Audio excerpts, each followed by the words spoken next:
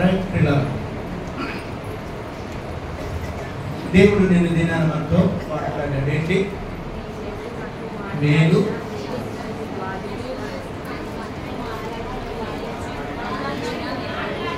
దేవుడు మాట్లాడితే మేలు, దేవుడు వాదించిన మేలే, దేవుడితో సహవాసం చేసిన మేలు. దేవుడు మాట్లాడితే ఏం కలుగుతుందట? మేలు కలుగుతుంది. దేవుడే ఒకవేళ మనతో వాదించిన మేలే కలుగుతుంది. దేవుడితో సహవాసం చేసిన రైట్, ఏం మేలు కలుగుతుంది? ఆ మేలు కలగాలంటే మనం ఏం చేయాలి? ఈరోజు ఒక 3 విషయాలు ఆ మేలు గురించి చెప్పాలని ఆశపడుతున్నాను. రైట్ పిల్లలు, ప్రతి ఒక్కరు కోరుకునేది ఏంటంటే మేలు జరగాలి, మేలు జరగాలి, మేలు జరగాలి. ఈరోజు సన్నిధికి వస్తున్న మనం అందరం కోరుకునేది ఏంటంటే నా జీవితంలో దేవుడు మేలు చేయాలని వస్తున్నాం. మనం ఎందుకు వస్తున్నామంటే మేలు జరగాలని. దేవుడి దగ్గరికి మేలు జరగకపోతే రాము కదా. వస్తాం చెప్పండి. మేలు జరిగితేనే దేవుడి దగ్గరికి వస్తాం. ఎక్కడికైనా ఒక మంచి జరుగుతుందంటే వెళ్తాం. ఎవరైనా ఇస్తారంటే వెళతాం. పెడతారంటే లోకంలో ఒక సామెత ఉంటుందండి, పెడతారంటే ఆశ, కొడతారంటే భయం. పెడతారంటే ఆశ, కొడతారంటే భయం. ఎక్కడైనా బాగులేదంటే అక్కడికి వెళ్దామా? వెళ్ళడానికి ఇష్టపడతాం. ఇక్కడ బాగుపడుతుంది అంటే వెళ్తాం. మనుషుల యొక్క మానవ యొక్క ఉద్దేశం ఏంటంటే మేలు జరగాలి. మన దేవుడు కూడా ఎలాంటి వాడంటే మేలు చేసేది. మన దేవుడు కూడా మేలు చేసేది. ఆ మేలు మన జీవితాల్లో జరగాలంటే మనం ఏం చేయాలో చూద్దాం ఒకసారి. రైట్, సమూయేలు గ్రంథం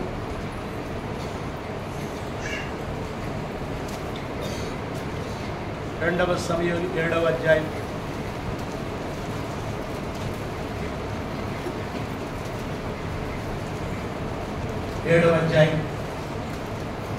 27వ వచనం.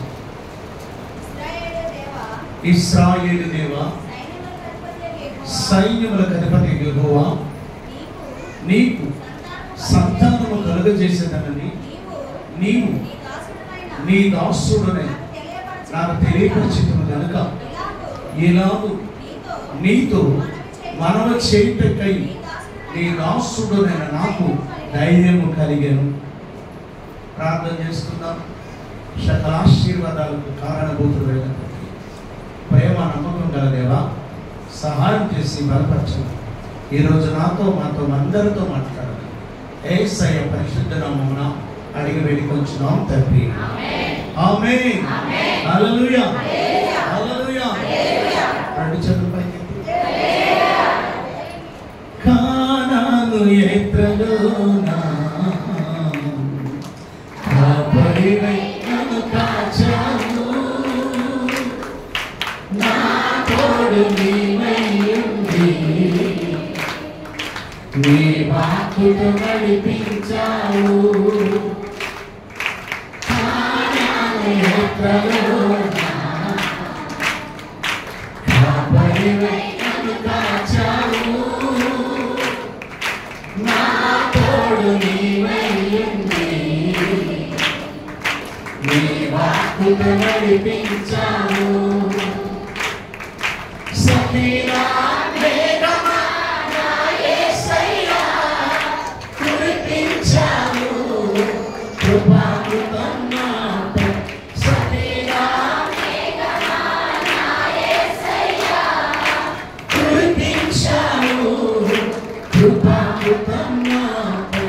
కానాను యాత్రలోనా కాపరివై నన్ను కాచావు, నా తోడు నీవై ఉండి నీ వాక్కుతో నడిపించావు. రాత్రి అగ్ని స్తంభమై నన్ను కాచావు, పగలు మేఘ స్తంభమై నడిపించావు. రాత్రి అగ్ని స్తంభమై నన్ను కాచావు, పగలు మేఘ స్తంభమై నడిపించావు. నా విరోధికి నీవు ఎదురే వెళ్ళావు, జయమిచ్చావు, నా విరోధికి నీవు ఎదురే వెళ్ళావు, నీ బాహుబలము నాకు జయమిచ్చావు.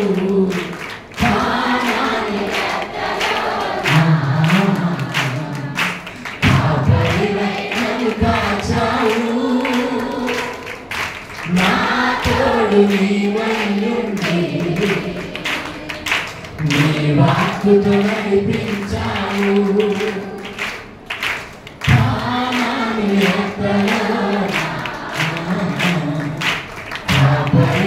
నన్ను కాచావు, నా తోడు నీవైయుండి, నీ వాక్కుతో నడిపించావు. మరొకసారి మాట చదువుదాం. ఇశ్రాయేలీయుల దేవా, సైన్యములకు అధిపతి యెహోవా, నీకు సంతానము కలుగజేసేదనని నీవు నీ దాసుడని నాకు ఎంత బాగా ప్రార్థన చేస్తాడు చూడండి.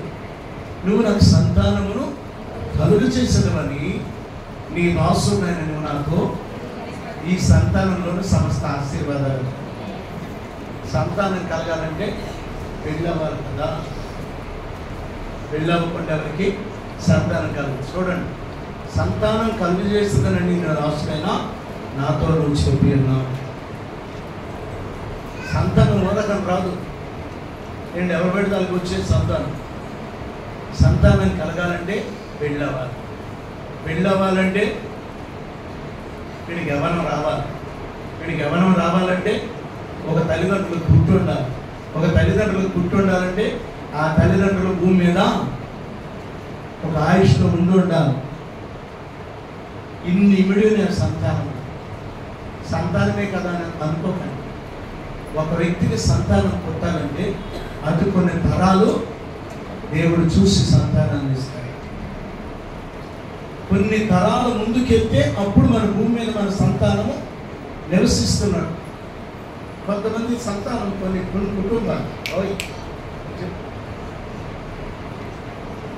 కుటుంబాలు ఏంటండి ఎన్ని తరాలైనా అలా ఉంటాయి. కొన్ని కుటుంబాలు కొన్ని తరాలు రాగానే ఆగిపోతుంటాయి. కొన్ని తరాలు రాగానే ఆగిపోతుంటాయి. ఇంకా అక్కడితో కర్మ ఉండదు. చూసారా? అలా కాకుండా దేవుడు ఎగిరిన సంతానాన్ని ఇస్తాడు. ఎగిరిన సంతానాన్ని ఇస్తాడు అని నువ్వు నాతో చెప్పేది ప్రభా అని ప్రార్థన చేస్తాను. ఏమైనా మంచి ప్రార్థన చేస్తాను చూడండి. ఇశ్రాయేలు దేవా, సైన్యములకు అధిపతి యెహోవా, నీకు సంతానం కలుగజేసేదని నీవు నీ దేవుడు దాసుడునైనా నాకు తెలియపరిచేది కనుక, నాకు నువ్వు ఇస్తానన్నావు కనుక ఇలా నీతో ప్రార్థన చేస్తున్నాడు. ఇలా అడుగుతున్నాను. అడిగే ధైర్యం ఎక్కడి నుండి వచ్చింది? నాకు ఇస్తానన్నావు కాదు. ఈరోజు దేవుడికి మనం ఎలా అడగలడా? ధైర్యంగా అడగలడు. దేవుని దగ్గరికి వచ్చే ధైర్యంగా ప్రార్థన చేయాలి. ఎందుకు ఆ ధైర్యం అంటే ఆయన ఇస్తానన్నాడు. ఏంటో నీకు ధైర్యం అంటే ఆయన నాకు ఇస్తానన్నాడు. నాకు వాగ్దానం చేశాడు. నువ్వు వెళ్ళే స్థలానికి వస్తానని. అంటే నేను వెళ్ళిన స్థలాల్లో అడుగుతుంటాను, ప్రభా నువ్వు వెళ్ళమన్నా వస్తానన్నా ఇక్కడ రా. నేను ఏ మీటింగ్కి వెళ్ళి అడుగుతాను అంతే. నాకు వాగ్దానం ఇచ్చాడు. నువ్వు వెళ్ళే ప్రతి స్థలానికి నేను వస్తానన్నాడు. అంటే నేను వెళ్ళినట్టు మొదట మోకరించినట్టునే, దయాస్ ఎక్కినట్టునే, ఉల్పిటి ఎక్కినట్టు ముందు అడుగుతాను. ఏంటో తెలుసా? నువ్వు నాతో వస్తానన్నా. నీ ధైర్యంతో నేను ఇక్కడికి వచ్చాను. నీ ధైర్యంతో నేను మాట్లాడుతున్నాను. నీ ధైర్యంతో నీ గ్రామానికి వచ్చాను. నీ ధైర్యంతో నీ పట్టణానికి వచ్చాను. నీ ధైర్యంతో నీ సంఘానికి వచ్చాను. నీ ధైర్యంతోనే వాక్యం చెప్పడానికి నిలబడుతున్నాను. నాకు ఇచ్చాడు వాగ్దానం కాబట్టి ఆ ధైర్యం నాకు ఇచ్చాడు. ఇస్తే నీకు ధైర్యంగా ప్రార్థించచ్చు. గొడవ కావాలి. ధైర్యంగా ప్రార్థించు. విరిగిదాని కదా ధైర్యంగా ప్రభువు నాకు ఇస్తానన్నాడు. ఇస్తానన్న దేవుడు ఇవ్వకమాను. వస్తానన్న దేవుడు రాకమానడు. పెడతానన్న దేవుడు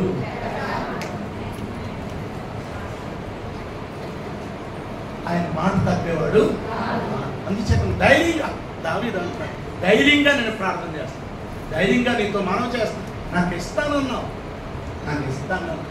అమ్మ పిల్లలు అడుగుతుంటారు కదా, స్కూల్ నుండి వచ్చేసరికి వండుతానన్నావు, స్కూల్కి వెళ్ళే ముందు ఏం చెప్తావు, నువ్వు వచ్చేసరికి నేను ఏంటది వాళ్ళకి ఏది ఇష్టమవుతారు, బిర్యానీ లేకపోతే మ్యాగీ, ఏదో ఇంట్లో ఏది ఉంటుంది వాళ్ళకి ఏది ఇష్టమో వాళ్ళు అంటారు, మమ్మీ నేను స్కూల్కి వెళ్ళి వచ్చేసరికి నువ్వే ముందు చెప్తావు. వాళ్ళకి రాకముందు ఆలోచన ఏం చెప్తాను, నువ్వు స్కూల్కి వెళ్ళి వచ్చానా నీకు వచ్చేసరికి ఇచ్చేసి పెడతాను. వాడు వచ్చిన తర్వాత వదులుతాడా? ఎందుకు వాడికి ధైర్యం?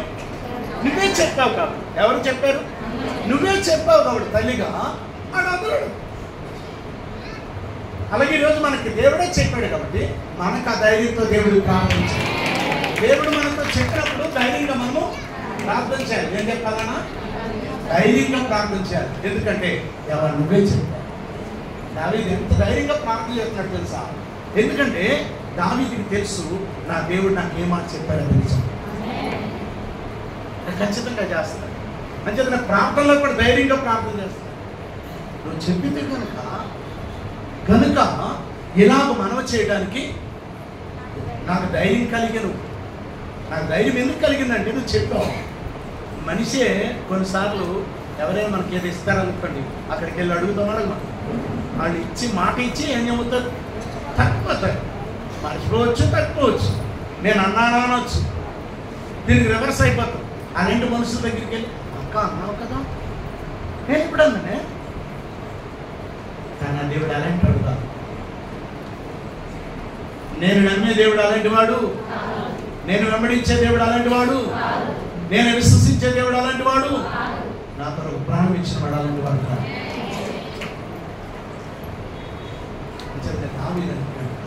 ధైర్యంగా ఇలా మనవి చేయడానికి ధైర్యం.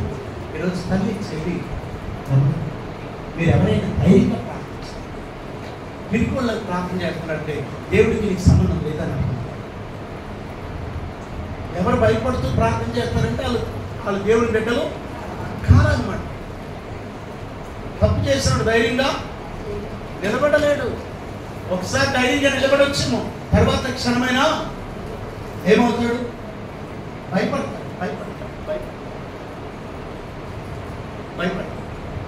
ఎందుకంటే వాడు తప్పాడికి గుండె ద్వేషించేస్తాడు. కాబట్టి ధైర్యంగా దేవుని ఎదుటి నిలబడే శక్తి నీకు కావాలి. ధైర్యంగా నిలబడే శక్తి ఏదో తెలుసా? ప్రార్థన చేసేవాడు దేవుని ఎదుట ధైర్యంగా నిలబడ్డాడు. ఆయన రాకడలో ఆయన ఎదుట మీరందరూ శక్తిమంతులై నిలబడినట్లు ప్రార్థనలు ఎక్కువగా ఉండండి. ప్రార్థన ఎక్కువ చేయండి. అది ఉపవాస ప్రార్థన. ఉపవాసం అంటే ఎక్కువగా ప్రార్థన చేస్తే దేవుని ఎదుట నిలబడడానికి శక్తినిస్తారు. ప్రార్థన దేవుని ఎదుట నిలబడగలం.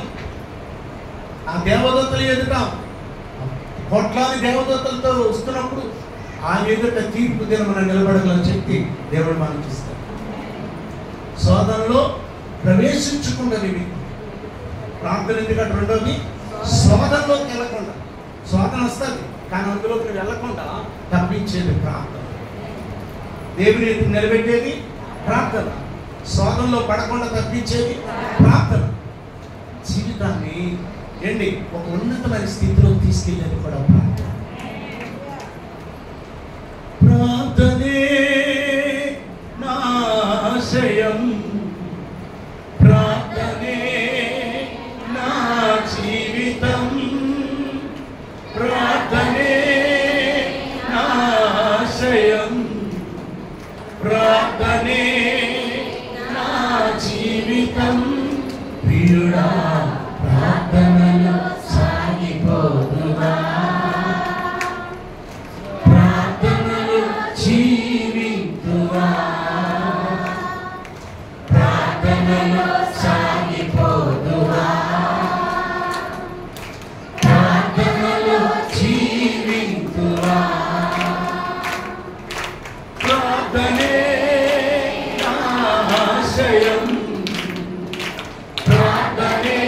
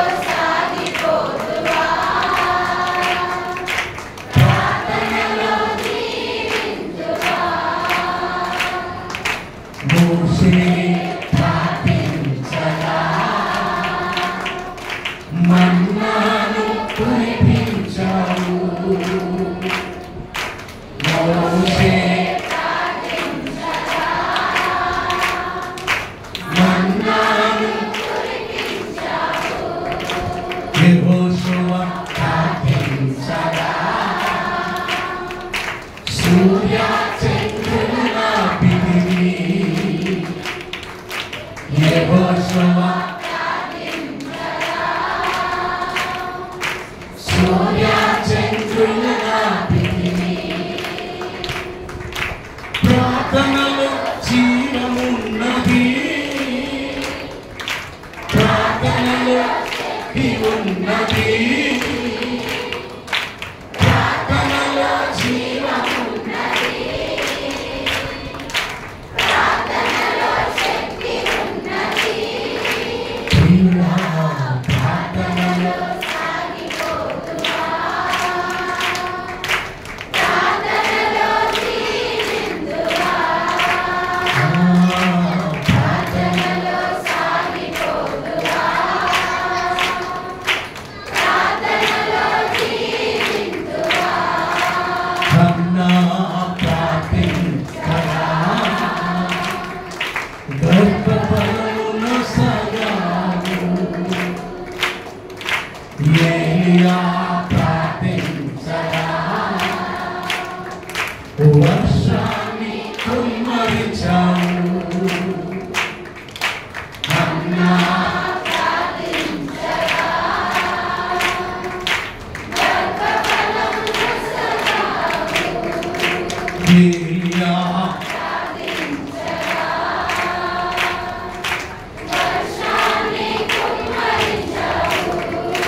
ప్రార్థనలో జీవమున్నది ప్రార్థనలో శక్తి ఉన్నది ప్రార్థనలో జీవమున్నది ప్రార్థనలో శక్తి ఉన్నది ప్రియుడా ప్రార్థనలో ప్రార్థనలో ప్రార్థనలో సాగిపోతువా ప్రార్థనలో జీవిందువా ప్రార్థనే నా ఆశయం ప్రార్థనే నా జీవితం ప్రార్థనే నా ఆశయం ప్రార్థనే నా జీవితం హల్లెలూయా హల్లెలూయా హల్లెలూయా కొంతమంది చప్పట్లు పడుతున్నారు కానీ ఎలక్పడుతున్నారు మాట ఒకటి చప్పట్లు కొంతమంది ఇటువైపు వాళ్ళు అయితే అసలు చప్పట్లే ఉపవాసం తెలియదు పాస్టర్ అన్నట్టు వీళ్ళు ఉన్నారు ఇటువైపు బ్యాచ్ అంతా ఎలాగున్నారంటే నేనే ఉపవాసం ఉన్నాను ప్రపంచంలో నీకెవరు ఉపవాసం లేదు నాకు బలం లేదు నేను ఏమనుకండి అన్నట్టు ఇటువైపు వాళ్ళు అనుకున్నారు నిజంగా ఉపవాసం అంటారు కొంతమంది అది కూడా చేతులు కూడా రావట్లేదు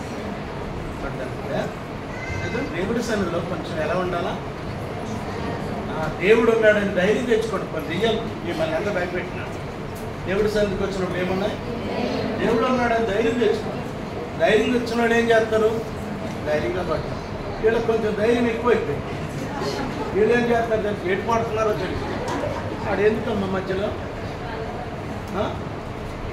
ఈసారి మళ్ళీ రెండోసారి నాకు కనిపించింది రెండు బయట దేవునికి స్తోత్రం హల్లెలూయా హల్లెలూయా హల్లెలూయా వాళ్ళ వాక్యం వినరు మిగతా వాళ్ళకి వినరు అపవాది ఏం చేస్తాడంటే ఇలాగే చేస్తాడు వాక్యం దేవునికి స్తోత్రం దావీదు అంటున్నాడు ప్రభువా ఇశ్రాయేలు దేవా సైన్యములకు అధిపతి యెహోవా నీకు సంతానము కలగజేసేదనని నీవు నీ దాసుడైన నాకు తెలియపరచదు కనుక ఎలాగూ నీతో మనవి చేయటకు నీ దాసుడైన నాకు ధైర్యం కలిగేది ఈరోజు ఉపవాస ప్రార్థన చేయడానికి ధైర్యం ఏంటి నువ్వు నాతో చెప్పావు నువ్వు చెయ్యు నేను కార్యం చేస్తాను నువ్వు చేస్తే నీకు మేలు చేస్తానన్నావు నువ్వు చేస్తే నీకు అద్భుతం చేస్తానన్నావు నువ్వు చేస్తే నీ ఇంట్లో ఆశ్చర్యమైన కార్యము జరిగిస్తానన్నావు ఆ ధైర్యంతో నేను ఉపవాస ప్రార్థన చేస్తాను అంచేత ఉపవాసం ఆ ధైర్యంతో ఉన్నాను దేవుడు చేస్తాడనే ధైర్యంతో ఉపవాస ప్రార్థన చేస్తాను అలా ఉపవాస ప్రార్థన ధైర్యంతో దేవుని సంతకు వచ్చి ఇంకా పిరుగుదాలాగా పిరుకోళ్ళగా ధైర్యం ఎవరన్నా చేస్తానన్నా అంచేత ధైర్యంతో నేను ప్రార్థన చేస్తాను ధైర్యంతో ఉపవాసం ఉన్నాను. ధైర్యంతో నీ మందిరంలో నేను కనిపెడుతున్నాను. ధైర్యంతో నీ మందిరంలో నేను ఉన్నాను. ఎందుకో తెలుసా? నీవు ఉన్నావని ధైర్యం. నువ్వు నాకు మాట ఇచ్చావు, నెరవేరుస్తావని ధైర్యం. ధైర్యం. దావీదు అంటాడు, చేసే ప్రార్థన ఎలా ఉండాలంట? ధైర్యంతో చేయాలి. ఏదో ఉన్నాను ఉపవాసం, అందరూ అంటున్నారు నేను వెళ్ళాలి, కూర్చోవాలి అలాగే చేయకూడదు. ధైర్యంతో నా దేవుడు నేను ఒకటే చెప్తాను, నాకు ఇచ్చే మాట నువ్వు వెళ్ళే స్థలానికి నేను వస్తాను. నువ్వు చేయి చాలుతో అద్భుతం చేస్తాను. నువ్వు స్వరం విప్పితే అగ్ని స్వరాన్ని నాకు ఇచ్చాడు. అంతేత నేను మాట్లాడేటప్పుడు నేను చెప్పాను, ప్రభా నా స్వరం అగ్ని స్వరాలుగా మారుస్తాను, స్వరాన్ని అగ్ని స్వరాలుగా మారుస్తాను.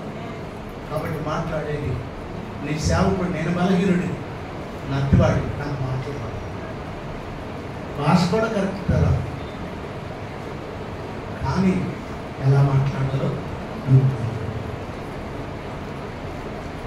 ధైర్యం. ఆ ధైర్యంతో నిలబడతాడు, ఆ ధైర్యంతోనే మైక్ పట్టుకుంటాడు, ఆ ధైర్యంతోనే మా పులిపిడి దగ్గర నిలబడు. అంతేగాని ఇంకో ధైర్యం కాదు. ఈ పులిపిడి దగ్గర నిలబడేది మనసు ధైర్యం కాదు, జ్ఞానం ధైర్యం కాదు, బలం ధైర్యం కాదు, నా దేవుని యొక్క శక్తి. ఎవరో మనుషులు ఉన్నారని ధైర్యం గెలరు, ఎవరో ఇస్తారని ధైర్యం గెలరు, ఎవరో నాకు సహాయం చేస్తారని ధైర్యం గెలరు. నా ధైర్యం అంతా మాట్లాడడానికి ఆయన ధైర్యమే, నిలబడడానికి ఆయన ధైర్యమే, వెళ్ళడానికి ఆయన ధైర్యమే. ఏం చేయాలన్నా ఆయన నాకు ధైర్యం ఇచ్చాడు, నాకు మాట ఇచ్చాడు. కాబట్టి నేను అందరి బట్టి ధైర్యంగా ఆలోచించాను. ఈరోజు నీ ప్రార్థనలో ధైర్యం ఉండాలి, దేవుని సన్నిధిలో ధైర్యంగా ఉండాలి, దేవుడి దగ్గర నువ్వు ఎప్పుడు ధైర్యంగా ఉండాలి. ఎలాంటి పరిస్థితి వచ్చినా ధైర్యంగా ఉండాలి. ఎందుకంటే నా శ్రమలో నాకు తోడై ఉన్న దేవుడు. శ్రమలు వచ్చాయి, రామనాట్లెత్తాలు వచ్చాయి, కానీ ఆయన అన్నాడు నీ శ్రమలో నీకు తోడై ఉంటా. 91వ అధ్యాయం 15 వచ్చి శ్రమల్లో నేను అతనికి తోడై ఉండేదను, అతన్ని విడిపిస్తాను. ఎన్ని బంధించని, ఎన్ని సమస్యలు బంధించని నన్ను విడిపిస్తానన్నాడు. ఎంతమంది నన్ను అణిచేయాలని చూసినా నన్ను గొప్ప చేస్తానన్నాడు. మనుషులందరూ నన్ను ఏం చేయాలనుకుంటారు? అణిచేయాలని చూస్తున్నారు, తొక్కేయాలని చూస్తున్నారు, బంధించాలనుకుంటున్నాడు అపవాదు. కానీ నా దేవుడు దేవుడి మీద నువ్వు ఆధారపడి దేవునితో నువ్వు జీవించగలవు. నీకు ఒక ధైర్యం. మనుషుల మీద ధైర్యం పడేవాడు ఎప్పుడైనా ఒక రోజు పడిపోతాడు. నా వాళ్ళు ఉన్నారులా అనుకుని ధైర్యం ఉందనుకో, ఆ ఉన్నోళ్ళే 4 కాళ్ళు పీకేస్తారు, 4 కాళ్ళు కుర్చీ వేస్తారు, 4 కాళ్ళు కుర్చీ వేస్తారు. నువ్వు అనుకుంటావు నాకు 4 ఉన్నారులా అని. ఏం చేస్తారు తెలుసా? మరి మంచి మూమెంట్ వచ్చేసరికి 4 కాళ్ళు పీకేస్తారు. అప్పుడు ఎక్కడ పడాలా? కిందన పడతావు. ఒకవేళ నువ్వు డబ్బు పెట్టి ధైర్యమైన, నీకు దేని పెట్టి ధైర్యమైన, ఆ ధైర్యాన్ని వదిలేదు. ధైర్యం ఒకటే ధైర్యం, దావీదు వలె దేవుని యందు ధైర్యం తెచ్చుకో. ఎవరు బట్టి? నీ దేవుడైనా యెహోవాను బట్టి ధైర్యం తెచ్చుకో. నీ దేవుడైనా యెహోవాను బట్టి ధైర్యం తెచ్చుకో. ఆయన నీ కార్యములన్నీ సఫలం చేస్తాడు. దేవుని బట్టి మనకు ధైర్యం. అంటే దావీదు ధైర్యంగా ప్రార్థన ఏమని? ఎందుకంట అక్కడ ధైర్యానికి గల కారణం చూద్దాం. యెహోవా నా ప్రభువా మేలు దయచేతునని నీవు నీ దాసుడని నాకేమిచ్చావు? ఏమని మాట ఇచ్చావు? మేలు చేస్తానని మాట ఇచ్చావు. ప్రభు నువ్వు నా మేలు చేస్తానన్నావు, నా జీవితకాలం అంతా మేలుతో నింపుతానన్నావు. నేను మేలు చేస్తాను, నాకు సెలవిచ్చావే అని చెప్తాడు. అంటాడు నీవు దేవుడు కనుక నీ మాట సత్యం నాయన. నువ్వు దేవుడు కనుక నీ మాట, మరి మిగతా వాళ్ళ మాట అబద్ధమనే కదా, అబద్ధమనే కదా. అది మీ అమ్మాయినా, మీ నాన్నైనా, మీ తమ్ముడైనా, మీ తల్లినా, మీ చెల్లెనా, మీ పాస్టర్ గారైనా, అదంతా అబద్ధమే. దేవుడే సత్యం. ఆమేన్. ఆమేన్. నువ్వు దేవుడు కనుక ఈ మాట సత్యం ప్రభు నేను నమ్ముతున్నాను. చూసారు? రెండవదండి, ఒకటి ధైర్యంగా ప్రార్థన, రెండవది దేవుని మాట నమ్మకం. చాలా మందికి దేవుని మాట నమ్మకం ఉండదు. నమ్మకం ఉండదు చాలా మందికి దేవుని మాట నమ్మకం ఉండదు. పిల్లలు నమ్మకం ఉండదు. చాలా మందికి దేవుడి మాట నమ్మకం. చర్చికొస్తారు కదా దేవుడి మాట నమ్మరు చాలా మంది నమ్మరు. ఇక్కడ కూర్చున్న వాళ్ళు 95% దేవుడి మాట నమ్మకం. నిజం. ప్రార్థన తినాలి, దేవుడికి సన్నిధిలో కానీ ప్రార్థన చేస్తారు. వాళ్ళు వస్తారు కానీ వాళ్ళ నమ్మకం లేదు. అని చెప్పిన కార్యాలు జరగాలి.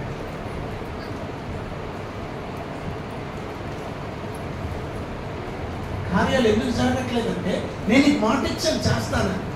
మరి ఎందుకు జరగట్లేదంటే వాళ్ళకి నమ్మకం లేదు. మరి నేనేం చేస్తాను?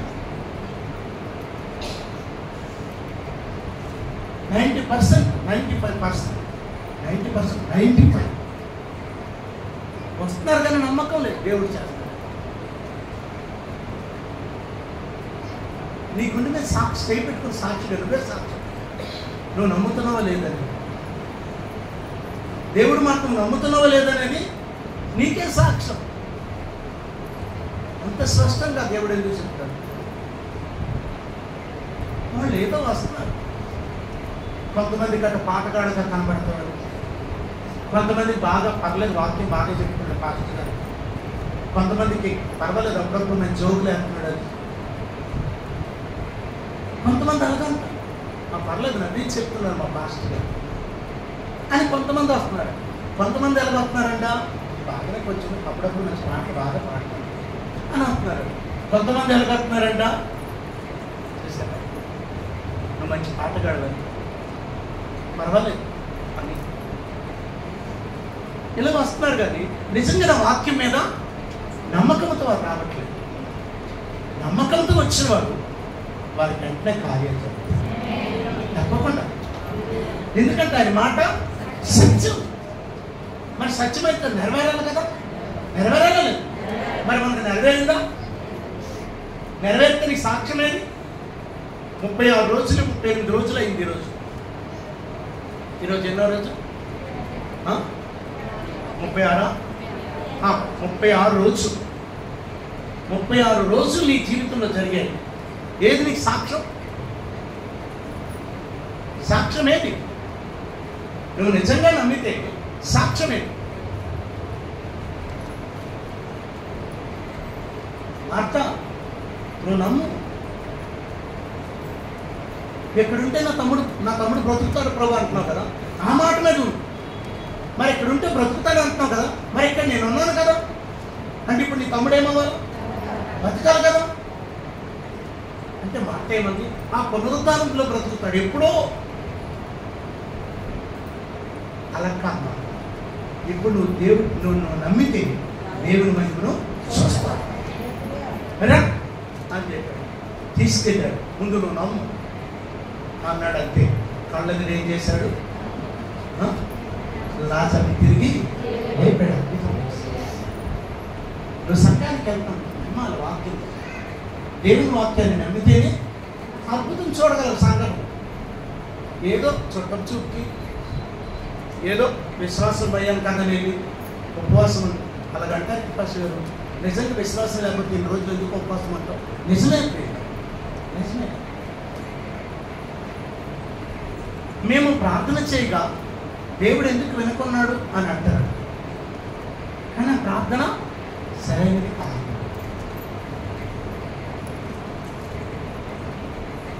నీకు ఇన్ని రోజులు అద్భుతం ఎందుకు జరగలేదు? నీకు దేవుని వాక్యం మీద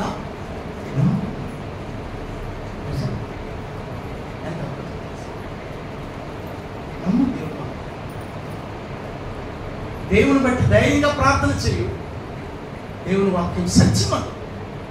ఆయన ఒక మాట అన్నాడంటే, ఆకాశములు గతించిన, సూర్యచంద్రులు నశించిన, ఏమి జరిగినా ఆయన మాటలో పొల్లైనా తప్పిపోదు. పొల్లైనా తప్పిపోదు. మరెందుకు వై ఒళ్ళైనా తప్పు ఒక్క మాట కూడా తప్పు. ఆకాశంలో గతించిపోతాయి, సూర్యచంద్రులు నశించిపోతాయి, సమస్తం అందరూ వెళ్ళిపోతాయి. కానీ దేవుడి మాట ఒకటి కూడా తప్పిపోతుంది. పేతురు యేసయ్య వెనక వెళ్తున్నాడు, యేసయ్య వెనక వెళ్తున్నాడు, యేసయ్య వెనక వెళ్తూ వెళ్తూ వెళ్తూ యేసయ్య చెప్తున్నాడు, ఇదిగో ఈరోజు ఏంటి గొర్రెల కాపుడు పట్టబడతాడు, గొర్రెలు చెదిరిపోతాయి, మీరందరూ నా గురించి అభ్యంతరపడి చెదిరిపోతారు అని అంటే పేతురు అంటున్నాడు, ప్రభు బాబు ఎవడు వెళ్ళిపోతారు కదా, నేను మాత్రం వెళ్ళను అన్నాడు. ఎవడు వెళ్ళిపోయినా వెళ్ళిపోవచ్చేమో, నేను ఎలా వదిలేసి నేను వెళ్తానా ప్రభు అన్నాడు. అప్పుడు యేసయ్య అన్నాడు, అందరికంటే మొదటి దొంగ నువ్వే, అందరికంటే ప్రథమ దొంగ నువ్వే, ఈ రాత్రి నువ్వే చెప్తావు, వాళ్ళందరూ వెళ్ళిపోతారు కానీ నేను ఎవరో తెలియదని అబద్ధం ఆడు, వాళ్ళు వెళ్ళిపోతారు కానీ నువ్వేమంటావు, ఆయన ఎవరో నాకు తెలియడం మనం ఒట్టేసుకుంటావు, ముమ్మారు పంపుతావు. అప్పుడు అన్నాడు పేతురు, ప్రభు నేనా నీ చేత బండ అనిపించుకున్న నేను ప్రియమైన శిష్యుడిని, నేను అలా చేస్తాను ప్రభు అంటే చేస్తాను, అలా జరగదు ప్రభు అన్నాడు. నా మాట ఒక్కసారి నోటి నుండి వచ్చిందంటే అది ఖచ్చితంగా జరుగుతుంది. ఏదైనా అంతే, దేవుని నోటి నుండి ఒక మాట రాకపోవడమే కాదు, వచ్చిందా అది ఖచ్చితంగా. ఆయన ఎప్పుడో ఇలా మాట నాలాగా వదిలేడు, ఆయన ఖచ్చితంగా అక్కడ జరుగుతుందంటే వదిలేదు. ఆయన మాట మరలా ఇష్టానుసారంగా మాట్లాడి ఆయన జరిగిందే మాట్లాడతాడు, మాట్లాడిందే జరుగుతుంది, జరిగిందే మాట్లాడతాడు, మాట్లాడిందే జరుగుతుంది. ఆయన జరిగిందే మాట్లాడు, జరుగుతుంది అనేదే మాట్లాడు. నిజానికి రాత్రి ఏమైంది, పట్టబడ్డాడు, నేను అందరూ చెదిరిపోయారు. పేతురు వెళ్ళేమంటాడు తెలుసా, అయ్యో ఆయన ఎవరో నాకు తెలియదే, పుట్టమ్మ ఆయన ఎప్పుడు నేను చూడలేదు, ఆయన శిష్యులో నేను అక్కర్లేదు.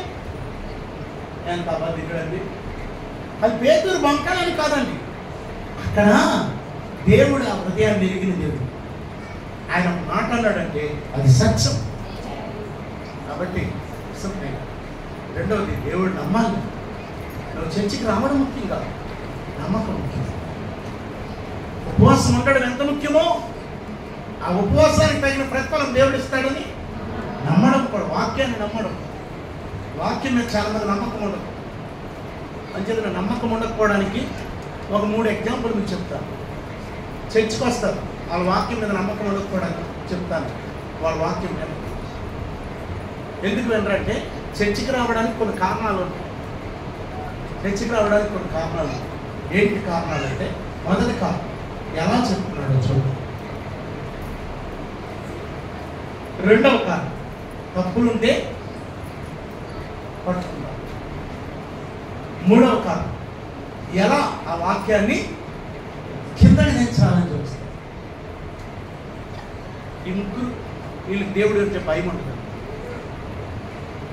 వీళ్ళు శాస్త్రులు పరిచయులు వాళ్ళ వాక్యం మీద నమ్మకం ఉండదు, వాక్యం వింటారు కానీ నమ్మరు.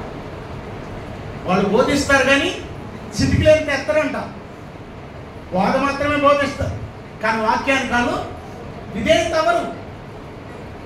వీళ్ళే శాస్త్రులు పరిచయం.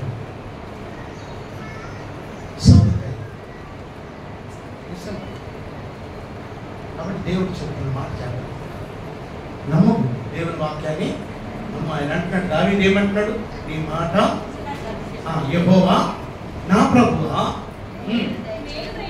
మేలు దయచేయదనని నీవు నీ దాసుడైనా నాకు సెలవిచ్చుచున్నావే, నువ్వు దేవుడు కనుక నీ మాట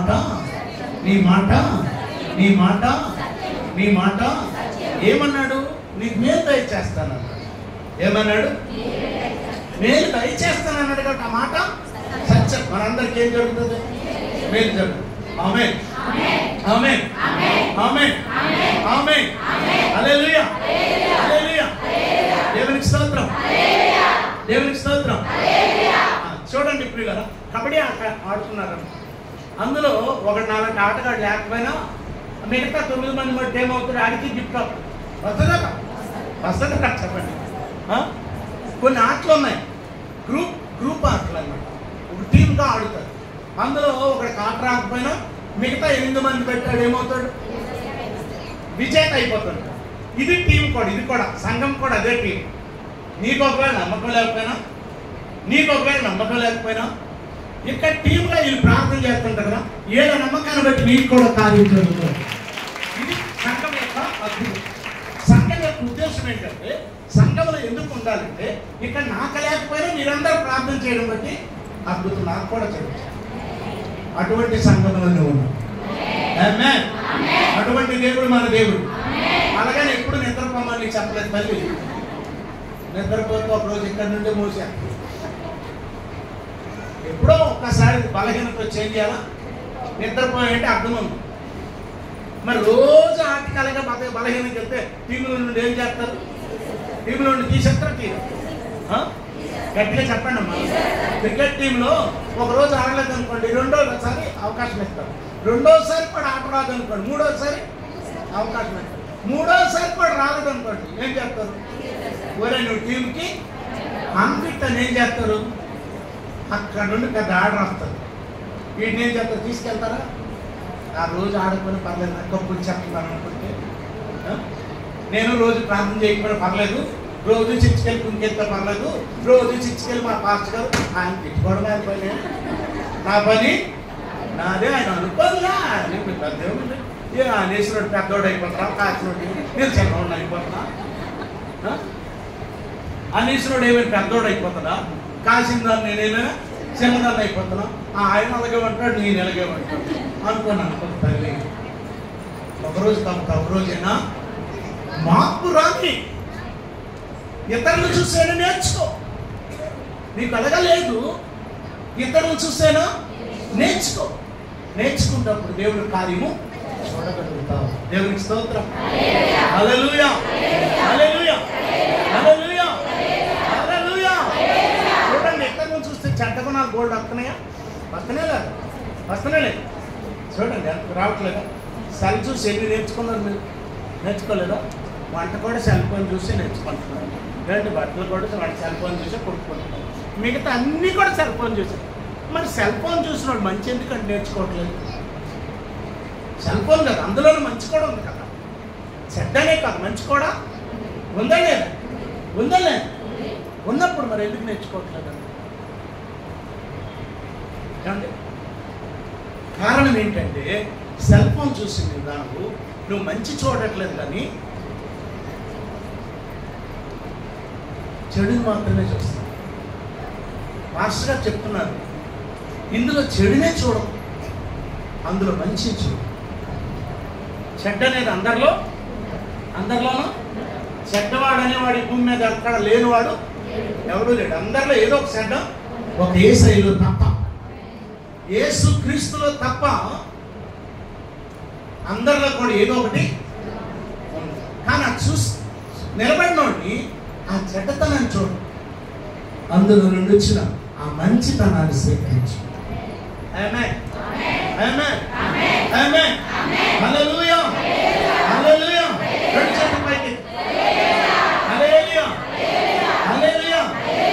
చూడండి, అన్ని ఫ్లవర్స్ ఉన్నాయి. ఈ ఫ్లవర్స్ ని స్వీకరించే తుమ్మిగా ఉంటుంది లేదా ఏంటది, తేనెటీగ. ఈ పువ్వు మీద ఆ పువ్వు మీద కాదు, ఏ పువ్వు మీదైనా బాగుంటుంది. ఆ పువ్వులో కానీ ముఖ్యం కాదు, అందులో మకరందం ముఖ్యం.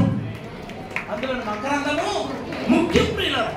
దానికి ఏం కావాలా, దానిలో ఉన్న మకరందం కావాలా. మనం ఏం చేస్తాం, మనుషులు చూస్తాం. మనుషులు కాదు, మనుషుల నుండి మాట్లాడిన దేవుని వాక్యం ముఖ్యం. దేవుని వాక్యం మనుషులుగా మనుషుల నుండి మాట్లాడిన దేవుని వాక్యం, మనసులో నివసిస్తున్న దేవుని సన్నిధి, మనసులో ఉన్న దేవుని అభిషేకం, అది మనం స్వీకరించాలి. ఒకవేళ దానియేలు పాస్టర్ చెడ్డోడు, ఆ చెడ్డను చూడకూడదు. ఎలా చూడకుండా ఉండగలనండి పాస్ గారు? అసలు ఈ మొక్కమే చూడాలి కదా. దగ్గర మొక్క 2 రోజులు చూస్తామండి, కొంచెం తెల్లగావండి అని చెప్పి మేము 10,000 మొక్కలు చూడడం అలా తీర్చుకుంటాను. నేను 2,000 మంది మీటింగ్కి వెళ్ళి అదే చెప్తాను. నువ్వు దేవుని వాక్య సేవకుడు చెప్తున్న మొఖం నువ్వు చూస్తేనే నువ్వు ఆశపడు. ఎందుకంటే ఆ ముఖ కాంతిలో నుండి దేవుని శక్తి బయటకు, దేవుని సంఘంలో నిలబడుతున్న సేవకుడు ముఖ కాంతిలో నుండి వస్తాడు. దేవుడు మాట్లాడుతుంటాడు.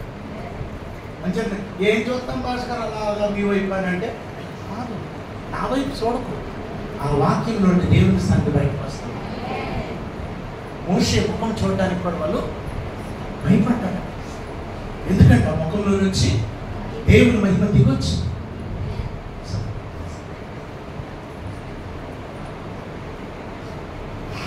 హల్లెలూయా.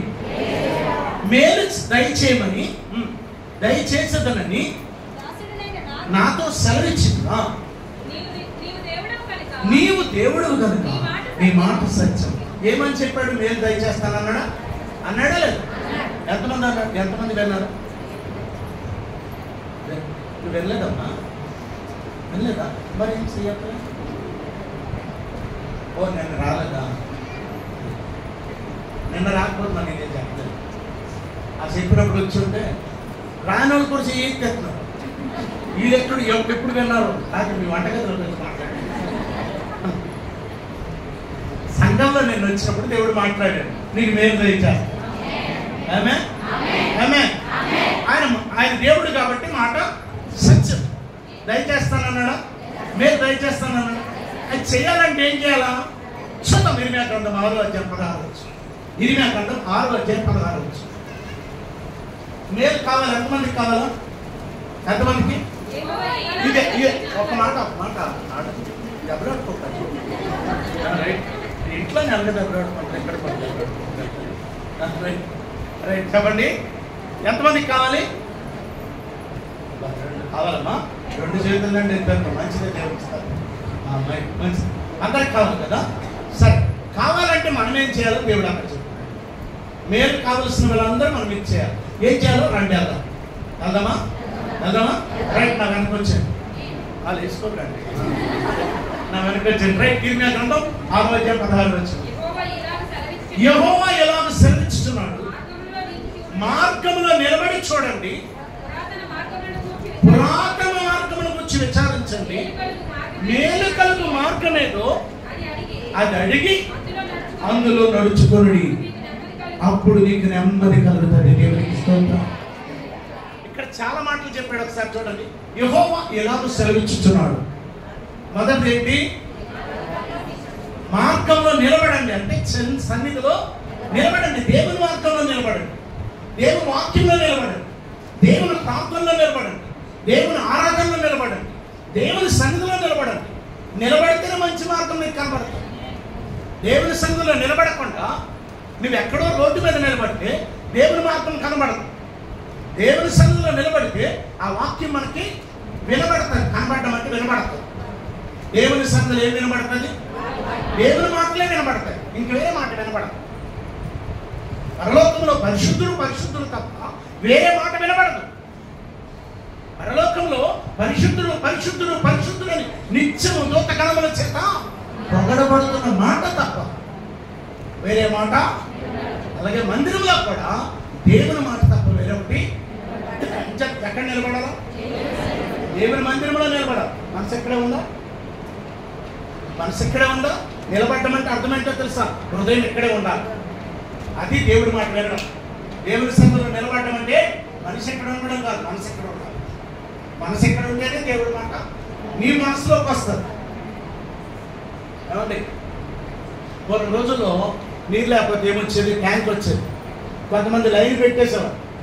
కానీ లేకపోతే ఎక్కడెత్తాడా నీరు? నేను లైన్ పెట్టేసాను, నాదే ముందు లైన్ అనుకుని నీ దగ్గర కూర్చుంటే బిందు నిండు కదా. ఏం చేయాలా? లైన్ పెట్టావు మంచిదే. ఆ ట్యాంక్ వచ్చినప్పటికి ఏం చేయాలి? నువ్వు అక్కడ ఉంటే నీ లైన్ వచ్చేసరికి నీ ట్యాంక్, నీ బిందు ఏమవుతుంది? వాటర్తో నింపబడుతుంది. అలాగే మందిరంలోకి వచ్చింది నీవు కూడా. మందిరంలో నువ్వు ఉన్నప్పుడు నీ మనసు ఇక్కడే ఉండాలి. నీ మనసు ఇక్కడే ఉండాలి. మనసు ఇక్కడ ఉంటేనే దేవుడి మాటలు నీలోకి వస్తాయి. నీ మనసు ఇక్కడ లేకపోతే దేవుడి మాటలు రావు.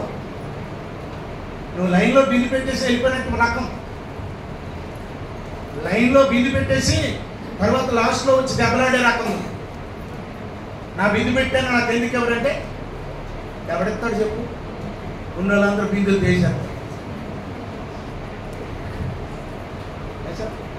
దేవుడి సంగతి అంతే.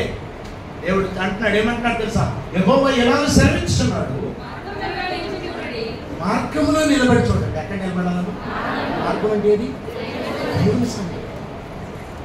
ఆయన సన్నిధిలో నిలబడి.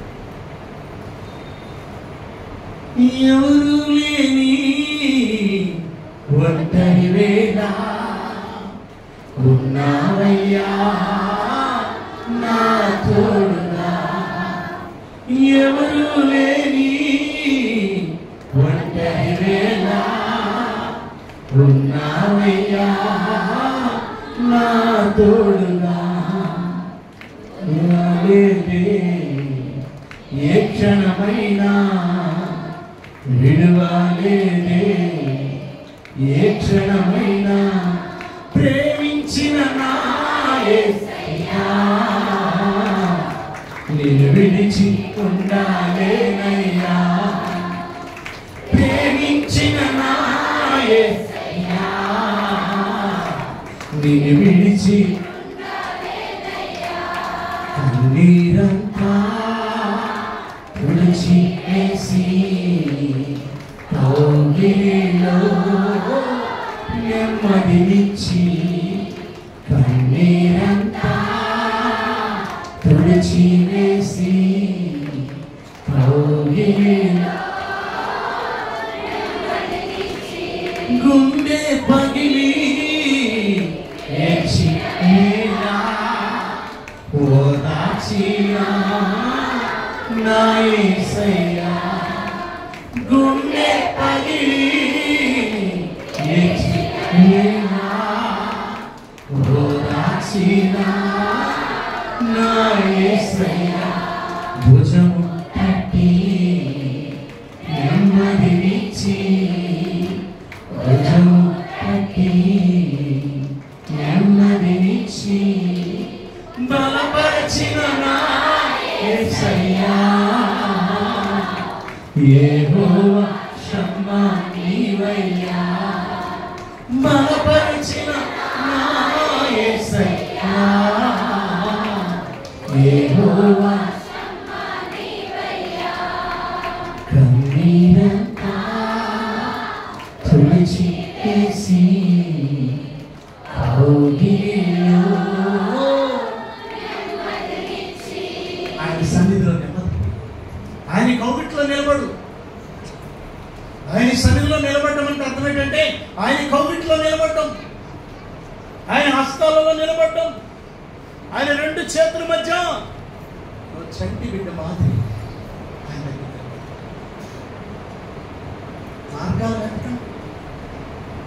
మార్గంలో నిలబడి. అప్పుడు పురాతన మార్గం ఏదో కనుక్కోండి. పురాతన మార్గం అంటే మీ పూర్వీకులు చేసినటువంటి దేవుడు ఎంత గొప్పవాడో ఆ మేలులు తెలుసుకోండి.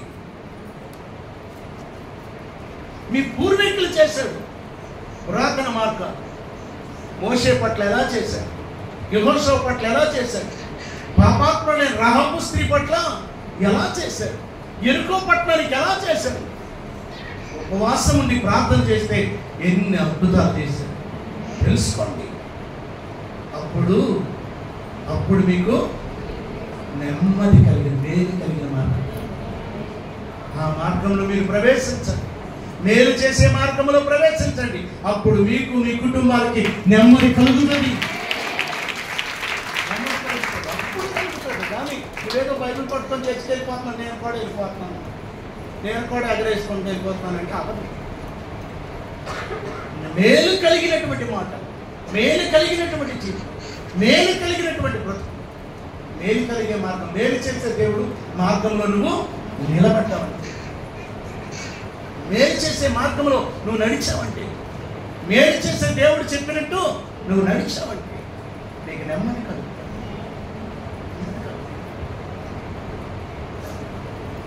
వాడు బాధ ఉన్నా అది నెమ్మదైపోతుంది. నీ కన్నీరు అన్నా నెమ్మదైపోతుంది. నువ్వు వంటవాడన్నా నీకు నెమ్మది వచ్చావు.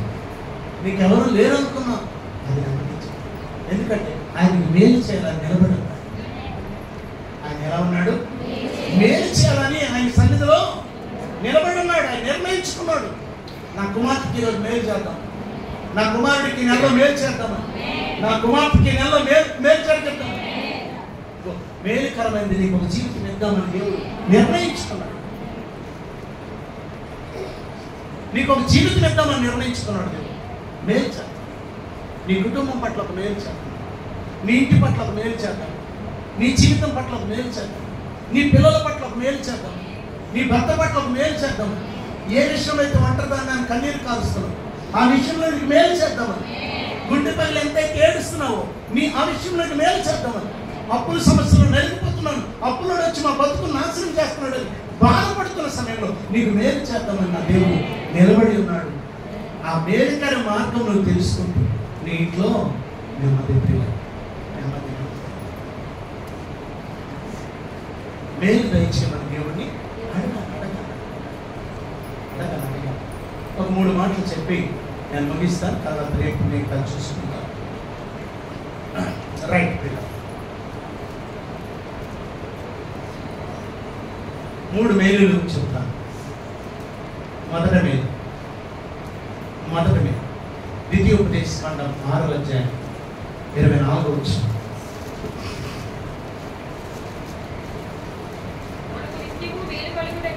మనకు నిత్యము మేలు కలుగుటకై యెహోవా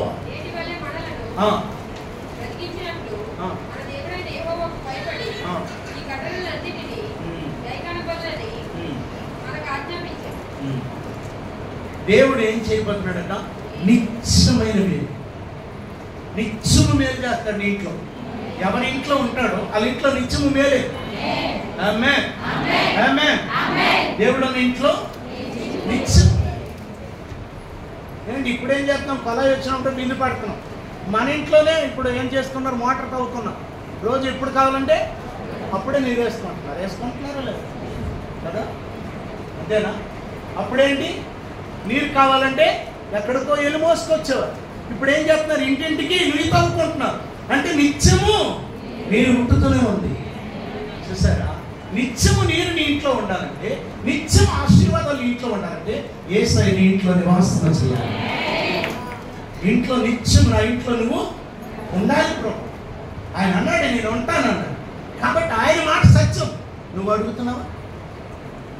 ప్రభు అప్పుడప్పుడు ఉండు, నేను టీవీ చూస్తున్నప్పుడు మాత్రం అంటే మరి కొన్ని తప్పులు చేస్తుంటాను కదా, అప్పుడే అప్పుడు ఉంటుంది. ఉండొద్దంటే మాత్రం ఉంటాడు పంట మానే చెప్పండి.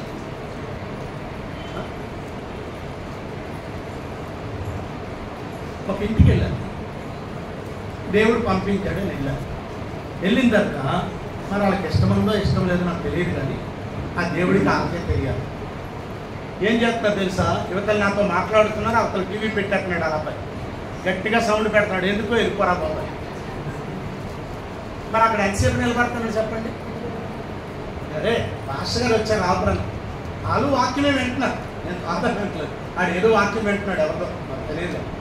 కానీ నేనేం చేస్తున్నాను తెలుసు? పాస్టర్ గారు వచ్చారని పాస్టర్ గారిని టీవీ వాక్యం వేసి చూపిస్తున్నాను. అంటే మీరు చెప్పిన బాధలు తప్పు, ఇదిగో మేము వింటున్నాము. చూడండి ఎంత ఎంత మూర్ఖత్వం, ఎంత మూర్ఖత్వం. ఏమంటే మేము వాక్యం వింటున్నాం పాస్టర్ గారు. దేవుడు ఒక సేవకుడు ఇంటికి పంపించాడు. అన్నీ ఏం చేయాలా? ఆపి దేవుడి సంఘంలో ఏం చెప్పారు దేవుడు పై. మరి అక్కడ ఎవరైనా ఉంటారంటే ఉంటారా? గట్టిగా చెప్పండి కదా. మరి నువ్వు ఏసీ దగ్గర ఏసై వచ్చినప్పుడు ఏసై నీ ఇంట్లో ఉంటే రకరకాల ప్రోగ్రామ్స్ వేసుకొని చూస్తుంది. అక్కడ ఎలా ఉంటాడు? ఏమయ్యా నీ దీపం బదులు కార్తీక దీపం పెట్టుకున్నాం, మీ రేకుల బదులు మొగలు రేకులు పెట్టుకున్నాం, నీ చక్రం బదులు వాకం ఏంటది చక్రవాకం పెట్టుకున్నాం. ఇంకా చెప్పండి. నువ్వు బాగా నవ్వించలేవు కాబట్టి చర్చలో కనీసం మా పాస్టర్ అంత కోపంగా ఉంటాం, ఒక జోకేయులు కాబట్టి మేము జబర్దస్తి చూస్తాం. ఎన్ని బస్తీలు ఉన్నాయి మన ఇంట్లో? మన ఇంట్లో అమ్మ అలాంటి దగ్గర దేవుడు ఎలా ఉంటాడు పాపం. ఏం చేస్తాడు? బాధపడుతూ ఉంటాడు. ఎందుకంటే నీకు మాట ఇచ్చాడు కదా, నీకు మాట ఇచ్చాడు. ఆయన మాట తప్పనివాడు, ఆయన ఏం చేయనివాడు, మాట తప్పనివాడు. మూడుకుంటూ ఏంటి పాపం ఏడుచుకుంటూ ఏం చేస్తాడు? ఉంటాడు. ఎందుకంటే ఆయన మాట ఇచ్చినోడు తప్పడు. ఇది మాత్రం మీరు గమనించాలి. ఆయన మాట ఇచ్చినోడు తప్పడు. మనం ఎన్ని వేషాలు వేసినా భరిస్తాడు. ఆ భరించడానికి కలువరి శిలువలో మన కొరకు భరించాడు. ఇంకా ఇప్పుడు కూడా ఏం చేస్తున్నాడు? ఇంకా భరిస్తున్నాడు. ప్రియులారా, మనం లేనిపోయిన ప్రోగ్రాలు వేసుకొని చర్చలో ఇంట్లో ఏంటి లేనిపోయిన ప్రోగ్రాలు, లేనిపోయిన పాటలు, లేనిపోని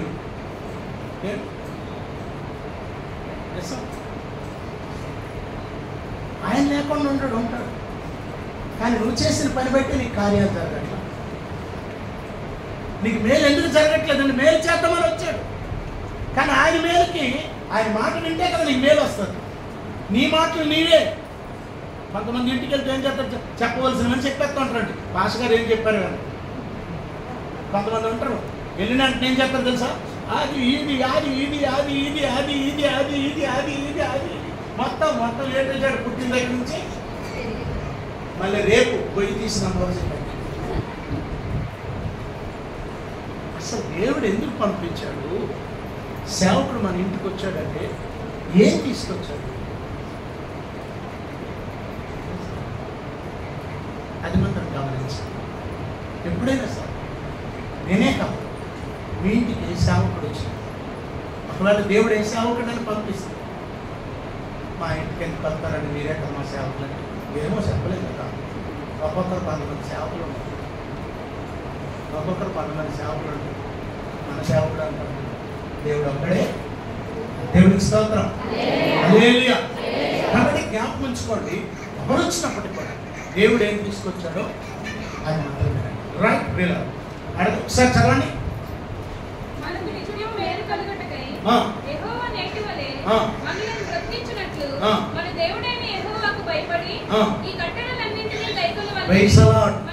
ఏమేలాంటిది? నిత్యమైన నీ సన్నిధిలో ఉన్నాడు. ఇంట్లో నిత్యము మేలే మన ఇంట్లో ఉన్నాడంటే నువ్వు ఇంతకంటే ఎలాగైతే నిత్యము వాటర్ ఉట్టుతుంటుందో మన సన్నిధిలో దేవుడు, మన ఇంట్లో దేవుడు ఉంటే నిత్యము మేలు లేనండి మన ఇంట్లో. అక్కడికి వెళ్ళేసరికి కీడు ఎవరైనా చేయాలనుకుంటారు, కానీ మన దగ్గరికి వచ్చి మేలుగా మారిపోతాడు. మార్చేస్తాడు దేవుడు, మార్చేస్తాడు. ఎవరైనా ఇంటికి కీడు చేయాలని వచ్చారు, నీ ఇంట్లో దేవుడు ఉన్నాడు కదా, ఆ కీడు ఏమైపోద్ది? మేలుగా మారిపోద్ది. అక్కడ నీ చంపాలని వచ్చినాడు, లేదా నీ జీవితాన్ని పాడు చేయాలని వచ్చినాడు, అక్కడికి వెంటనే మారిపోతాడు. ఎందుకు మారిపోతాడు? ఆడికి అర్థమవుతుంది. ఆడెందుకు మారిపోతాడు అర్థమవుతుంది. నేను బాగా తిట్టాలని వస్తాడు, అక్కడికి వచ్చాక ఎందుకంటే ఆడు మనసులో తిట్టాలని వచ్చినప్పటికి కూడా అక్కడికి వచ్చేసరికి ప్రభు ఏం చేస్తాడు?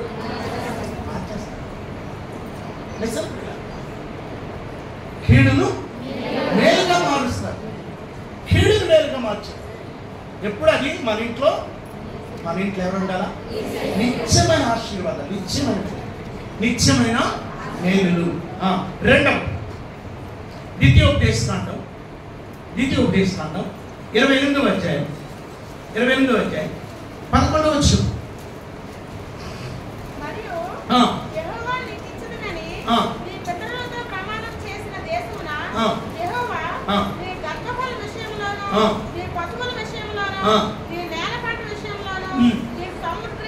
సమృద్ధి అని మేలు.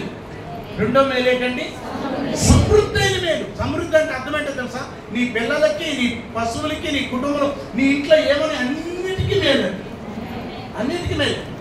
ఒక విధంగా చెప్పాలంటే నీ ఇంట్లో ఉన్నటువంటి నువ్వు పెంచుకుంటున్న కుక్క పిల్లకు కూడా మేలు జరుగుతుంది. నువ్వు ఇంట్లో పెంచుకున్న కుక్క పిల్లకు కూడా మేలు జరుగుతుంది. ఇంకొక విధంగా చెప్పాలంటే దేవుడు మన ఇంట్లో ఉంటే మన ఇంట్లో ఉన్నటువంటి ప్రతిదీ ఆశీర్వాదకరంగా, మేలుకరంగా ఉంటుంది. మన మాటలు మేలుకరంగా ఉంటాయి. మన తిండి ఎవరు తిన్నా మేలేనండి. మన ఇంట్లోకి వచ్చి మన బట్టలు ఎవరు కట్టినా మేలేనండి. ఇప్పుడు బట్టలు కడితే ఆ గజ్జీలు కంటుకోండి, వేరే బట్టలు వేరే వాళ్ళు ఎత్తేమవుతుందండి? వాళ్ళ గజ్జి అంతా వీళ్ళకి అంటుకుంటుంది. కానీ దేవుడిని నమ్ముకుంటే నీ బట్టల్లో అభిషేకం ఉంటుంది. నీ బట్టల కొరకు జనాలు కొట్టుకుంటారు. నిజం, నువ్వు వేసుకున్న బట్టల కొరకు అభిషేకం ఉంటుంది. నువ్వు వేసుకున్న బట్టలు అభిషేకం ఉంటుంది. నిజమైన సేవకుడికి కట్టుకున్న మైకుల అభిషేకం ఉంటుంది, వేసుకున్న డ్రెస్లో మన అభిషేకం ఉంటుంది, కట్టుకున్న కర్చీఫ్లో అభిషేకం ఉంటుంది, కట్టుకున్న బ్యాగ్లో అభిషేకం ఉంటుంది.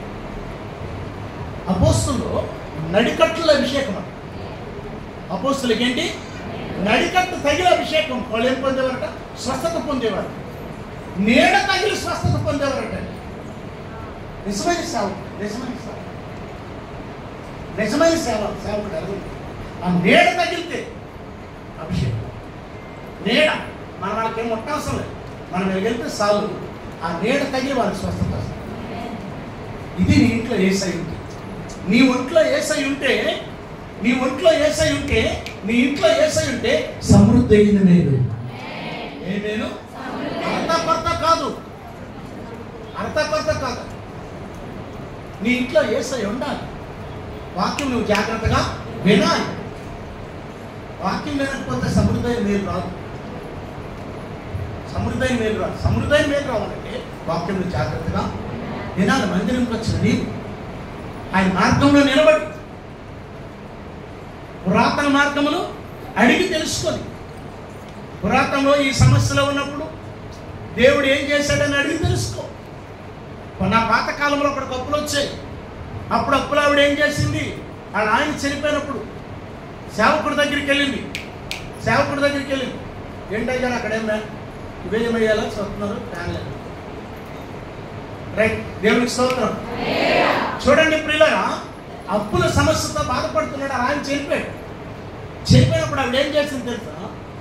సేవకుడి దగ్గరికి వెళ్ళింది. అయ్యా అయ్యా, నా భర్త చనిపోయాడు, అప్పులో నా పిల్లల్ని తీసుకెళ్ళిపోతున్నాడు. అంటే ఆ సేవకుడు ఏం చేశాడు? ఏంటి? ప్రార్థన చేసి తనకేం చేశాడు? ఖాళీ కొండతో వచ్చిన ఆవిడికి నూనె నిండగా నింపి దాన్ని అమ్మి అప్పులు తీర్చుకొని జీవితకాలం అంతా బ్రతికేది. అది అడిగి తెలుసుకో. పాతకాలంలో అప్పులు ఉన్నప్పుడు ఎలా తీర్చాడు దేవుడు? ఇప్పుడు కూడా నువ్వు కూడా అలాగే వెళ్తే నీ అప్పులు కూడా దేవుడు తీరుస్తాడు. మందిరానికి వెళ్ళిపో. ఆవిడ ఎలాగైతే వెళ్ళిందో నువ్వు అలా మందిరానికి వెళ్ళిపో. ఆవిడ ఎలాగైతే సేవకుడు చెప్పిన మాట ఆలకించిందో నువ్వు కూడా నీ సేవకుడు చెప్పిన మాట ఆలకించు. ఆవిడ అప్పులు తీర్చింది దేవుడు, నీ అప్పులు కూడా తీర్చి. ఆవిడ అప్పులు తీర్చి సమృద్ధిగా ఉంచింది దేవుడు. నీ అప్పులన్నీ పటాపంచం చేసేస్తాడు. సమృద్ధి అయిన దేవాలు వస్తాయి. పాత జీవితంలో మరుగు వస్తే ఏం చేశారంటే సారేపత్ర విధవరాలను అడుగు. సారేపత్ర విధవరాలను అడుగు. పాత మార్గం అక్కమన్నాడు అంచుచేతనే. పురాతన మార్గములు అడిగి తెలుసుకోండి. మీ పాత వాళ్ళకి పితృలను అడగండి. మన పితృల కాలంలో ఏం చేశాడు దేవుడు? వాళ్ళందరూ ఎంతుంటే ఎర్ర సముద్రం ఒడ్డు వచ్చిందంట. ఎలా దాటారు? ఇప్పుడు నా సమస్యలను దాటలేకపోతున్నానే. ఆ సముద్రం సమస్యలు నా చిన్నవి అని అడిగి తెలుసుకుంటే సముద్రాన్ని దాటించిన వాడు నదిని దాటించలేడు. సముద్రాన్ని దాటించిన వాడు గొయ్యను దాటించలేడా? సముద్రం దాటించిన వాడు పిల్ల కాలువను దాటించలేడా? అడిగి తెలుసుకో, అడిగి తెలుసుకో, అడిగి తెలుసుకో, అడిగి తెలుసుకో. పురాతన మార్గంలో అడిగి తెలుసుకో. పురాతన మార్గంలో అడిగి తెలుసుకో. మందిరానికి వెళ్తామంటే పాత మన పితృలకు దేవుడు ఎలా చేశాడో ఇప్పుడు నాకు కూడా అదే చేస్తాడు. అంతేగాని చర్చికి వాక్యం వినకపోతే నువ్వేం చేస్తావు? నీకేం కనబడతావు చెప్పు. సమృద్ధి దేవుళ్ళు ఏం కనబడతాయి? ఏం కనబడతాయ్యా? ఏం కనబడవు. వచ్చి వెళ్ళిపోతుండడమే, వచ్చి వెళ్ళిపోతుండడమే. లేకపోతే ఎవరినొకరు తిట్టుకొని పడ్డాడు. మనం బతుకంటే మనం బాగుపడాలంటే మనం దేవుడినే అడగాలి. ఎవరిని అడిగినా మన బతుకు బాగుపడదయ్యా. అయ్యా బాగుపడదు, బాగుపడదు, అమ్మా బాగుపడదు, బాగుపడదు, బాగుపడదు. బాగుపడాలంటే దేవుడిని అడగాలి. పురాతన మార్గంలో తెలుసుకోండి. పురాతన మార్గంలో పితృల కాలంలో దేవుడు ఎలా చేశాడో, ఎంత కఠినాత్ముడైనా ఎంత మూర్ఖుడినైనా దేవుడు ఎలా మార్చాడు. ఇప్పుడు నువ్వు అనుకోవచ్చు నన్ను దేవుడు వదిలేశాడు, నేను పాపిని కదా నన్ను వదిలేశాడు అనుకో. అప్పుడు కంటే ఇప్పుడే నీ పాపాన్ని ఎక్కువగా తీర్చే దేవుడు. అప్పుడు కంటికి కన్ను పంటికి పన్ను, కానీ ఇప్పుడైతే నీ పాపములన్నీ సిలువలో భరించాడు. ఇప్పుడు ఎంత ఎంత కృప ఇచ్చాడో తెలుసా మనకి, ఇప్పుడు ఎంత కృప ఇచ్చాడో తెలుసా. ఒకసారి ఆలోచించు. నువ్వు ఫైనాన్షియల్గా అభివృద్ధి పొందాలి, పిల్లల పరంగా అభివృద్ధి పొందాలి. పిల్లలు లేని వారికి దేవుడు ఎలా ఇచ్చాడు. ఒకసారి అన్న దగ్గరికి వెళ్ళు, అన్నా అందరు నేను ఆలోచన చేస్తున్నారు కదా, అందరు నేను అవమానపరిచారు కదా, ఎలా నీ అవమానం తీరిందంటే అన్న చెప్పాలి, నేను ఉపవాసం ఉండి మందిరానికి వెళ్ళిపోతుంది. అందరు ఇంటి దగ్గర కొనుక్కుంటుంటే ఎక్కడికి వెళ్ళేవాడిని, మందిరం వెళ్ళిపోతూ ఉండేదాన్ని. ఎందుకంటే బయట అందరూ కొనుక్కుంటే ఏమవుతుంది, దెబ్బలాట వస్తుందా. బయట అందరూ నేను హేళన చేస్తుంటే ఏమంటావు, అన్నింటికి మీరు అనవలసిన పనేముంది, నా గురించి నువ్వు ఆడవలసిన పనేముంది అనుకోని ఇద్దరు మంచివాడు. అదే నేను సంఘానికి వెళ్ళిపోయాను అనుకో, నా దేవుడు నాతో వాదార్చాడు. గుండె పగిలి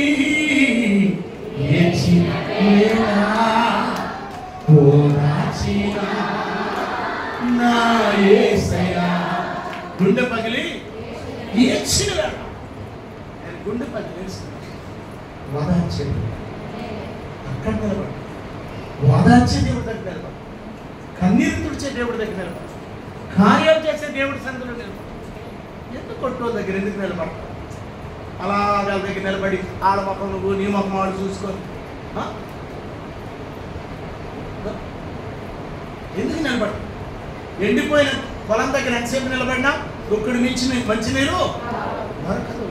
జీవజలపు ఊట ఆయన దగ్గరికి వచ్చి నిలబడు. నీకు ఎంత కావాలంటే నువ్వు తాగుతావు, ఇతరులకు ఎంత కావాలంటే అంత పట్టిస్తావు.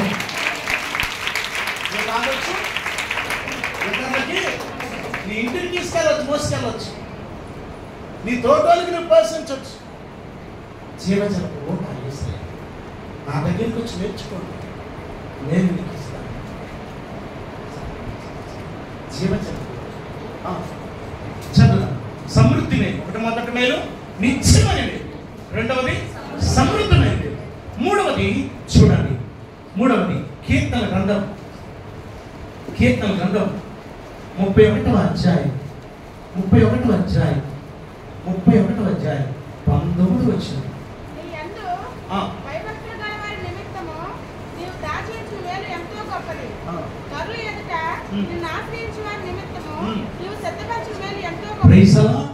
ఇక్కడ 2 మేలు ఉన్నాయి, దాచించిన మేలు, సిద్ధపరిచిన మేలు. దాచించుతాడు దేవుడు ఆయన సన్నిధికి వస్తే. ఆయన సన్నిధికి వస్తే నీ కొరకు ఏం చేస్తాడమ్మో, దాచించుతాడు మేలు. నానా సన్నిధికి నువ్వు ఊరకం రాలే, నీ కొరకు దాచించేవాడు. అమ్మ చూసారా ఎక్కడ ఊరి మీద తిరిగి వచ్చినా ఏం చేస్తుంటది, గట్టిగా చెప్పాలి.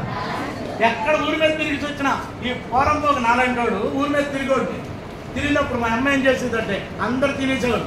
రాత్రి 8 గంటలకు వచ్చేవాడు. వచ్చినప్పుడు అన్న అలా అక్కడ రాశాను కూర, ఆవిడ తినకుండా పాప మా కొండలో తినకుండా ఏం చేసేది, చిన్న గిన్నెలో పెట్టి ఏంటి 4 కుండలు ఇస్తే కుండల కింద పెట్టేది. ఎందుకో తెలుసా, నేను అంటే మా అమ్మకి ఇస్తాను.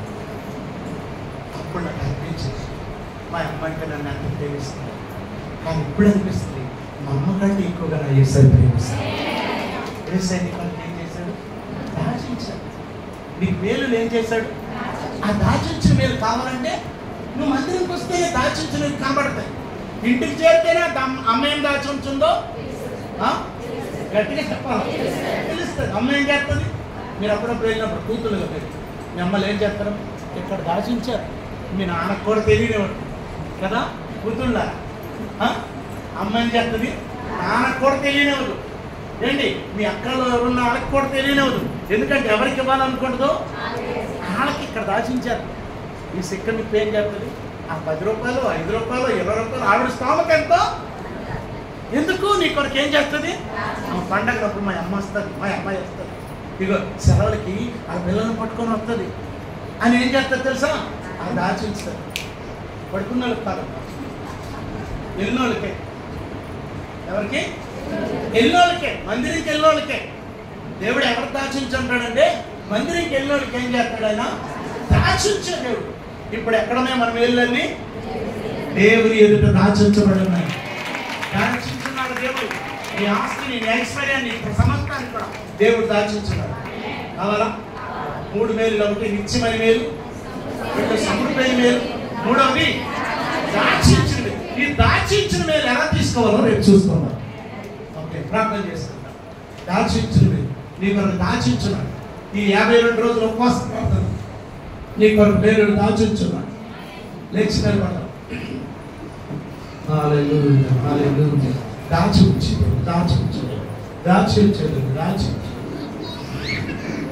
ఎటు ఆలోచించు.